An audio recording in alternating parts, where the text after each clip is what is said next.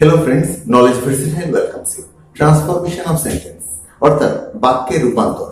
বাক্যের একটা গঠনগত দিক থেকে অন্য আরেকটা গঠনগত দিকে নিয়ে যাওয়া, কিন্তু বাক্যের অর্থের কোনো মৌলিক পরিবর্তন হবে না বা না করেই। ট্রান্সফরমেশন অফ সেন্টেন্সের মধ্যে আমরা বিভিন্ন প্রকার বাক্যের গঠন পাবো। তো আজকের পর্বে আমরা যে ট্রান্সফরমেশন অফ সেন্টেন্স নিয়ে আলোচনা করব সেটা হচ্ছে মূলত নেগেটিভ থেকে অ্যাফার্মেটিভ বা অ্যাফার্মেটিভ থেকে নেগেটিভ। সেন্টেন্সটা নেগেটিভ হোক বা অ্যাফার্মেটিভ, অর্থ কিন্তু একই থাকবে। তো চলো মূল আলোচনা চলে আসি। Interchange of negative and affirmative. এখানে আমরা অ্যাফার্মেটিভ থেকে নেগেটিভে যাব বা নেগেটিভ থেকে অ্যাফার্মেটিভে আসবো, কিন্তু যেটা এখানে বলা নেই সেটা হচ্ছে উইদাউট চেঞ্জিং ইটস মিনিং। এই বাক্যের অর্থের পরিবর্তন না করে, আর এটাকে কিন্তু বলে ট্রান্সফরমেশন অফ সেন্টেন্স, বাক্যের রূপান্তর বা একটা গঠন থেকে আরেকটা গঠনে নিয়ে আসা। তো আমরা প্রথম যে প্যাটার্নটা নিয়ে আলোচনা করব, এক্ষেত্রে আমরা যেটা পাবো সেটা বাক্যে যদি দেখো যে নেগেটিভ সেন্টেন্সে যদি দেখো যে নান বাটের প্রয়োগ রয়েছে, নান বাট, এই হিন্টস গুলো কিন্তু তোমাদের মনে রাখতে হবে। নান বাটের যদি প্রয়োগ থাকে, তো তোমরা যখন ওটাকে অ্যাফার্মেটিভ করবে, অ্যাফার্মেটিভ করার সময় তখন সেখানে কিন্তু অনলি প্রয়োগ করবে। অর্থাৎ এটা মনে রাখো যে নান বাট কথার অর্থই হচ্ছে অনলি। নান বাট মানে অনলি। খেয়াল করে দেখো, none but Tom can do this, অর্থাৎ টম ছাড়া কেউ এটা করতে পারে না। টম ছাড়া কেউ এটা করতে পারে না। এটাকেই নান বাটের পরিবর্তে ওই জায়গাটাতে জাস্ট একটা অনলি বসিয়ে দাও। Only Tom can do this, শুধুমাত্র টমই এটা করতে পারে। তো প্রথমে কি ছিল? টম ছাড়া কেউ এটা করতে পারে না, নেগেটিভ সেন্টেন্স। তারপর যেটা রয়েছে সেটা হচ্ছে অ্যাফার্মেটিভ সেন্টেন্স। খেয়াল করে দেখো যে এখানটায় আমরা কিন্তু নটটা তুলে দিলাম। তো যেটা মনে রাখবে, নান বাট থাকলে অনলি। তারপরে যেটা আসছি, নো সুনার থাকলে as soon as. No sooner মানে সে আসলো কি না আসলো, সে পড়লো কি না পড়লো, কোনো একটা ঘটনা ঘটলো কি না ঘটলো, তখনই আরেকটা ঘটনা ঘটে। তো এই ক্ষেত্রে আমরা কিন্তু নো সুনারের ব্যবহার করে থাকি। যেটা এখানে বলা নেই সেটা হচ্ছে নো সুনারের সাথে যে বাক্যে নো সুনার রয়েছে সে বাক্যে কিন্তু একটা জ্ঞানের প্রয়োগ অবশ্যই হয়ে থাকে, সে আলাদা ব্যাপার।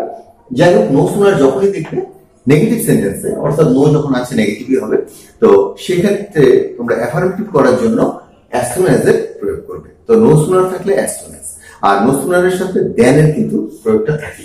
নো সুনার মানে কোনো কিছু হলো কিনা হলো, মানে সোজা কথায় যখনই তখনই। No sooner had he arrived মানে যখনই সে এসেছিল, দেন আই স্টার্টেড রিডিং, তখনই আমি পড়তে শুরু করেছিলাম। যখনই সে এসেছিল তখনই আমি পড়তে শুরু করেছিলাম।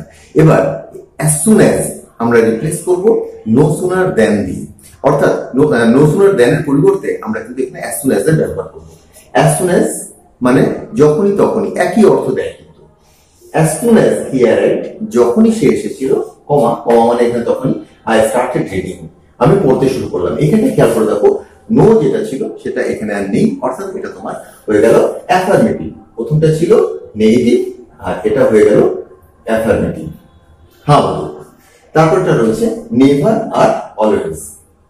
নেভার থাকলে তোমার অলওয়েজ ব্যবহার করতে হবে, কিন্তু ব্যাপার দেখো, নেভার দিয়ে নেগেটিভ করা যখন রয়েছে, সেটাকে যখন তুমি অলওয়েজ করবে, তার মানে সেই বাক্যের ভার্ব, অ্যাডজেক্টিভ বা অ্যাডভার্ব কোনো কিছুর কিন্তু একটা অপোজিট ব্যবহার করতে হবে। মূলত এখানে ভার্বের যে অপোজিট ওয়ার্ড সেটাকে ব্যবহার করতে হবে। মানে শুধুমাত্র নেভারটাকে অলওয়েজ করে দিলেই তোমার সেন্টেন্সের অর্থ একই থাকে, যে সেন্টেন্সটা পরিবর্তন ঘটবে তেমনটা নয়। তোমার এটাকে নেগেটিভ থেকে অ্যাফার্মেটিভ করতে গেলে তোমার এর সাথে কিন্তু অপোজিট ওয়ার্ডের প্রয়োগও করতে হবে। He will never accept it, সে কখনোই এটাকে গ্রহণ করবে না, সে কখনোই এটাকে গ্রহণ করবে না। তো এখানে একটা আছে নেভার, তা নেভারের পরিবর্তে আমরা অলওয়েজ বলতে পারি, কিন্তু আমাদের সাথে সাথে জানতে হবে অ্যাকসেপ্ট যে গ্রহণ করা, এর অপোজিট ওয়ার্ড কি? এর অপোজিট ওয়ার্ড হচ্ছে রিজেক্ট বা রিফিউজ। আমি এখানে রিফিউজ লিখেছি। তো কি করবো আমরা? নেভারের পরিবর্তে অলওয়েজ এর ব্যবহার করব। He will always refuse it, সে সর্বদাই এটাকে প্রত্যাখ্যান করবে। সে কখনোই এটাকে গ্রহণ করবে না, সে সর্বদাই এটাকে প্রত্যাখ্যান করবে। তো আমাদের এটা নেভার ছিল, তার মানে এটা ছিল আমাদের নেগেটিভ, আর এটা হয়ে গেল আমাদের অ্যাফার্মেটিভ। ক্যান নট বাট থাকলে আমরা কিন্তু মাস্ট করব। কেউ কোনো কিছু না করে পারে না, মানে সে অবশ্যই সেটা করে, মানে সে স্মোক না করে পারে না, সে এখানে না এসে পারে না, সে না ঘুমিয়ে পারে না, এমন হচ্ছে ক্যানট বাট। হ্যাঁ, তো সে এখানে না আসে পারে না, কথার অর্থ হচ্ছে সে অবশ্যই এখানে আসে। এই সেন্স দেওয়ার জন্য ক্যানট বাটের সাথে তোমরা কিন্তু মাস্টের ব্যবহার অবশ্যই করবে। ক্যানট বাট এটা তুলে দিয়ে ক্যানট নট রয়েছে, তো নটটা তুলে দিয়ে আমরা এখানটা ক্যানট বাটের পরিবর্তে মাস্টের ব্যবহার করব। দে ক্যানট বাট ডু ইট, তারা এটা না করে পারে না, তারা এটা না করে পারে না। বলতে পারতাম they can't but play football, তারা ফুটবল না খেলে পারে না। তো এখানে আমরা বলবো যে যখন আমরা এটাকে অ্যাফার্মেটিভ করবো, এখানে তো ক্যান নট নেগেটিভ রয়েছে, যখনই আমরা অ্যাফার্মেটিভ করবো তখন আমরা এখানে ব্যবহার করবো মাস্ট, তারা অবশ্যই এটা করে, তারা অবশ্যই ফুটবল খেলে। যদি বলতাম এখানে they can not but play football, তো এখানে বলতাম দে মাস্ট প্লে ফুটবল। আমি এখানে ডু এর ব্যবহার করেছি, they can not but do it, they must do it. তো আমাদের এখানে নটের ব্যবহার ছিল, এটা আমরা নেগেটিভ করেছি, আর এখানে আমরা নটটাকে তুলে দিয়েছি, কিন্তু অর্থ একই আছে, এটা হয়ে গেল অ্যাফার্মেটিভ। তারপর সেন্টেন্সটা অল, নো ওয়ান থাকলে তোমরা কিন্তু এখানে অল এর ব্যবহার করবে, অর্থাৎ নো ওয়ান যদি থাকে তোমরা অল এর ব্যবহার করবে। কিন্তু এখানটায় সাধারণত বলতে যদি সেন্টেন্সের প্রয়োজন পড়ে তোমরা মাস্টের ব্যবহার করতে পারো, সব ক্ষেত্রে যে হবে তাও না। No one can escape death, এবার স্কেপের কিন্তু আমাদের অপোজিট আনতে হবে।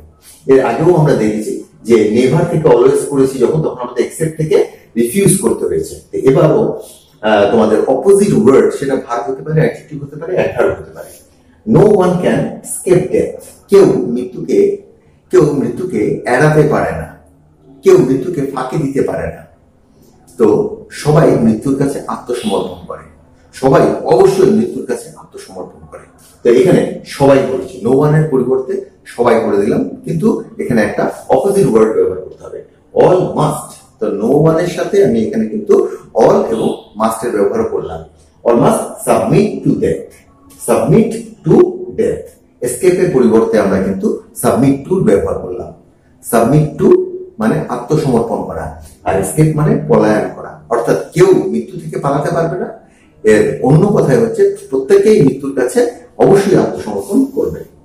তো এখানে নো ছিল, তো আমাদের এটা হচ্ছে নেগেটিভ সেন্টেন্স, আর এটা হচ্ছে অ্যাফার্মেটিভ সেন্টেন্স। নেক্সট, নো বা নট যদি সেন্টেন্স থাকে, এতক্ষণ তো বিভিন্ন উপাদান নিয়ে আলোচনা করলাম, এটা থাকলে এটা বসাবে, এটা থাকলে এটা বসাবে, কিন্তু এবার যেটা আলোচনা করছে সাধারণত নেগেটিভ সেন্টেন্সে এই জিনিসগুলো মনে করো নেই, এই এলিমেন্ট গুলো নেই, সেন্টেন্সটা নেগেটিভ, অর্থাৎ নো বা নট কোথাও আছে। তো নো বা নট তুলে দিয়ে সেই বাক্যের ভার্ব, অ্যাডজেক্টিভ বা অ্যাডভার্ব কোনো কিছুর একটা অপোজিট ওয়ার্ড বসিয়ে দেবে, তখন দেখবে যে সেন্টেন্সটা ঠিক সেন্সে চলে এসছে। অর্থাৎ নো বা নট থাকলে সেটাকে তুলে দিয়ে আমরা অপোজিট ওয়ার্ড বসাবো, এবং অপোজিট ওয়ার্ড হতে পারে তোমার সেটা ভার্ব, হতে পারে সেটা তোমার অ্যাডজেক্টিভ, হতে পারে সেটা তোমার adverb.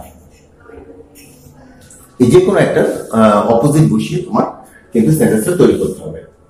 He is not unable to do ইট, এখানে সেন্টেন্সটা নেগেটিভ আছে, নেগেটিভ সেন্টেন্সের মধ্যে একটা আনএবল ওয়ার্ড রয়েছে, এটা নেগেটিভ সেন্টেন্স, আনএবল আছে। তো আমরা তো নটটাকে তুলে দেবো, নটটাকে তুলে আনএবলটাকে অপোজিট করব, আনএবলটাকে অপোজিট করলে হয়ে যাবে able. He is able to do it, he is not unable to do it, সে এটা করতে অক্ষম নয়, এটাকে বলবো সে এটা করতে সক্ষম। হি ইজ এবল টু ডু ইট হয়ে গেল আমাদের এটা অ্যাফার্মেটিভ। এখানে আমরা কি করলাম, আনএবলটাকে তোমার এবল করে দিলাম, এখানে কিন্তু অ্যাডজেক্টিভের অপোজিট ওয়ার্ড বসালাম। আরেকটা এক্সাম্পল দেখো, mother is not without love for her child, এখানে মা তার সন্তানের প্রতি স্নেহহীন নয়। তো এখানটা দেখো নট রয়েছে, এই নটটাকে আমরা তুলে দেবো, এবং উইদাউট লাভ এর অপোজিট ওয়ার্ড, উইথ লাভ দরকার নেই, লাভ সোজাসুজি লাভ, অর্থাৎ এখানে উইদাউট লাভ এটা কিন্তু তোমাদের নাউন ফ্রেজ হিসাবে রয়েছে এবং বাক্যের কমপ্লিমেন্ট হিসাবে রয়েছে, কিন্তু আমরা এটাকে সোজা ভার্বে নিয়ে আসছি। Mother loves her child, mother loves her child. এখানে যেটা রয়েছে mother is not without love for her child, এটাকে সোজা কথায় মাদার লাভস হার চাইল্ড, মা তার শিশুকে স্নেহ করে, ভালোবাসে। তারপরটা চলে আসে 8 নম্বরে, বাকি যদি সো দ্যাট এর ব্যবহার থাকে, সো দ্যাট এটা দিয়ে সাধারণত কমপ্লেক্স সেন্টেন্স তৈরি করা হয়, সেক্ষেত্রে আমরা কিন্তু টি ডবল ও আর টু, অর্থাৎ এই টি ডবল এবং তার সাথে ইনফিনিটিভ এর প্রয়োগ করে আমরা সিম্পল সেন্টেন্স তৈরি করতে পারি এবং সো দ্যাট এর ব্যবহার যেখানে থাকে সেখানে কিন্তু সেন্টেন্সটা নেগেটিভ থাকে। He is so weak that he can not walk, এখানে নেগেটিভ আছে, মানে ক্যান এর সাথে নট রয়েছে। He is so weak that he can not walk. তো এখানে আমরা কি করবো, he is too weak to walk, এক কথায় হয়ে গেল he is too weak to walk, সে এত দুর্বল যে হাঁটতে পারে না। তো টু এর ব্যবহার করবো। তারপরটা হচ্ছে ডিগ্রি চেঞ্জ। তোমরা জানো যে আমরা এখানে মূলত অ্যাডজেক্টিভের ডিগ্রির কথা বলছি। ডিগ্রি পজিটিভ, কম্পারেটিভ এবং সুপারলেটিভ হয় এবং সেগুলোকে পরিবর্তন করার বিভিন্ন রকম নিয়ম রয়েছে। ইন্টারচেঞ্জ অফ ডিগ্রি নিয়ে যখন আলোচনা করব তখন বিস্তারিত আলোচনা করবো যে কত রকম ভাবে সেই পরিবর্তনগুলো হয়। তো যদি দেখো যে নো দিয়ে শুরু রয়েছে, এখানটায় এটা পজিটিভ ডিগ্রিতে রয়েছে, তো এটাকে তোমরা সুপারলেটিভ ডিগ্রিতেও নিতে পারো এইভাবে। No boy is as good as he is, পজিটিভে রয়েছে, কোনো বালকই তার মতন এতটা ভালো নয়। তো সোজা কথা, সে সবচেয়ে ভালো বালক, he is the best boy. এটাকে এমন বলতে পারি, he is better than any boy বা এনি আদার বয়, এটাকে এইভাবে লেখা যায়। যদি তোমার কম্পারেটিভে লিখতে হয়, he is better than any other boy, সে অন্য যে কোনো বালকের থেকে ভালো। তো এটাও তোমার অ্যাফার্মেটিভ হয়ে গেল, এটাও তোমার অ্যাফার্মেটিভ হলো, কিন্তু এটা ছিল নেগেটিভ।